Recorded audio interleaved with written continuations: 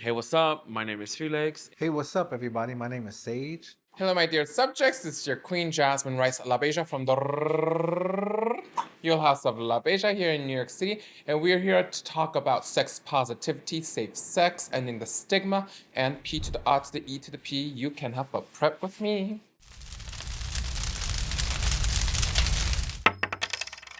So you both are on prep? Yes. Yep. Wow. Are you not on prep?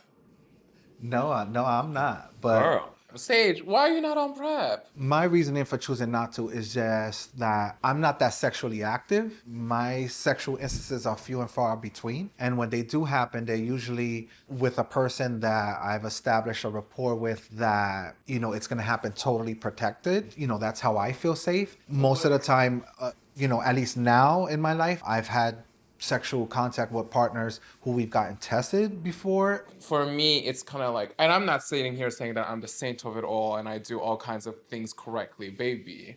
I'm a con artist, okay? You better scam the system. But I think it's like when you're talking about like safe sex and that, I think the top of the tier is you do take prep, and on top of that, you use condom to be 100% safe. Now, you don't have to do that every single time. I don't do that every single time. Like I said, I don't want to feel a balloon up my ass sometimes. You know what I mean? I like the skin to skin contact. So I think that's why this conversation is very important, because it's opening up dialogue so people can connect with our individual stories in a different way. You know what I mean?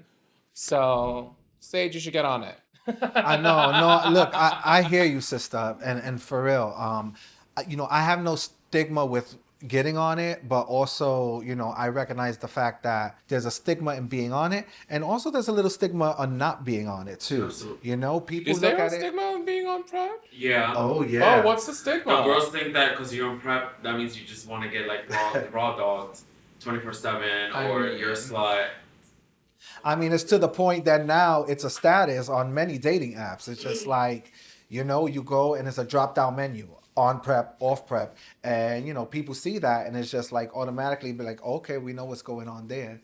No balloons. Well, honestly, like I think it's like a comforting mindset, right? If someone is on prep, I feel like it means that they at least go to the doctor, or they say every 3 months, to get everything checked up on, right? You get your blood work, you also get checked for any other kind of STIs. So when I see that status on their Grinder app or whatever app they're using, it kind of was like, oh, at least they're on top of it. Jasmine, like, absolutely. Like, I'm so in tune with like what goes in my body and like Oh what's my. going on with my body. Oh my. But prior, me starting prep, like I would not go to the doctor like Right. for 2 years sometimes. Like no shit. Like I will go get tested. Like we'll do like testing and stuff like that. Before that, honey, sometimes it gives like a whole year without going to the doctor. Oh, you're like, what is this itching? I think it's just dandruff.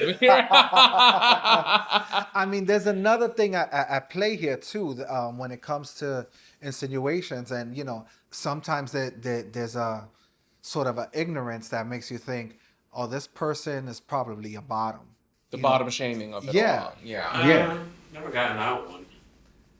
What you trying to say, I've gotten Felix? like if you're on prep, it's kind of like a code for maybe you being undetectable and not like wanting to say you're undetectable. Some people have asked me that before. I think there are a lot of important words that we're using right now: saved, honesty, your self, obligation to the society and stuff like that. And I think that opens up to the conversation of sex positivity in all shapes and form. You know what I mean? Whether you're a top, bottom, verse, fisting bottom, footing bottom. I've seen some people who foot and stuff.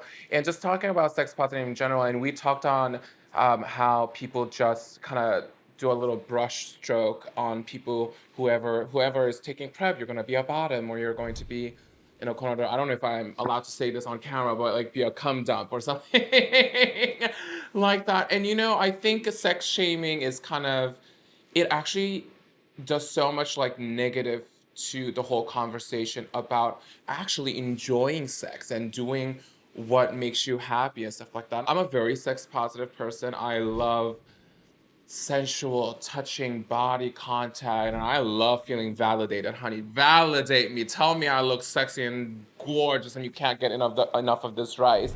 I'm a very sexual person. Um, But to me, I guess it's just kind of like it's an energy. So it's an exchange of energy that mostly happens for me when there's no barriers and it's different. Having sex with someone, no shade, with a condom, it's not the same as having sex with someone without a condom. Girl, the balloon animals. It's just different, you know. No, it is a fact that if you do like getting penetrated or so called, if you are a bottom, you are more prone to get HIV if you're not on medication, or it's easier for you to, not easier, is that the correct word? Damn, ESL is really kicking my ass today. But you are more at high risk to contract HIV. Yeah, absolutely. I think that we're definitely like lucky and blessed. Like, imagine if it would have been like the 80s and the 90s. Like, girl, I would have been gagging right now, probably. I know, and I was We all born in would've been 2000, gagging. so. So to have, access to something so good, it's like we're pretty blessed and lucky. No shade.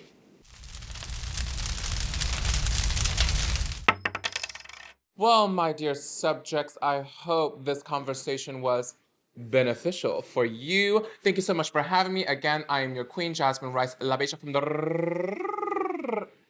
Real House of La Beja here in New York City. And if you want more information, check out the link at the end of the video.